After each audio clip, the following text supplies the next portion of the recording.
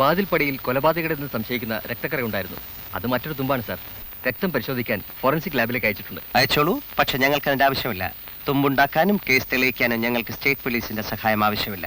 നിങ്ങളെ കൊണ്ട് സാധിക്കാഞ്ഞിട്ടാണല്ലോ ഞങ്ങളെ വരുത്തിയത്.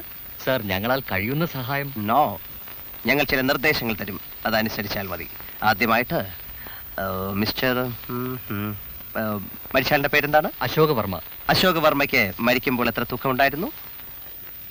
വെയിറ്റ്? അത് ഒരു 70-72.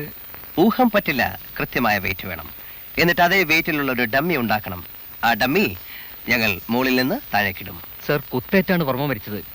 അപ്പൊ ഡമ്മി? അതൊന്നും നിങ്ങൾ അറിയണ്ട. എങ്ങനെ മരിച്ചാലും ഞങ്ങൾ ഡമ്മി ഇട്ട് നോക്കും. അതാണ് ഞങ്ങളുടെ ഇപ്പോഴത്തെ രീതി. ഡമ്മി ഒന്ന് പോരാ, 2 ആയിക്കോട്ടെ. അതെന്തിനാ? ഒന്ന് ചത്തയാൾ, മറ്റത് കൊന്നയാൾ. ഓ, അങ്ങനെ ആയിക്കോട്ടെ കോൺസ്റ്റബിൾ. സോറി, ശരി മിസ്റ്റർ വിജയൻ. പിന്നെ മരിച്ച ആളിന്റെ കുറച്ച് ഫോട്ടോസ് വേണം. കൊന്നയാളുടെ ഫോട്ടോ ഉണ്ടെങ്കിൽ അത്.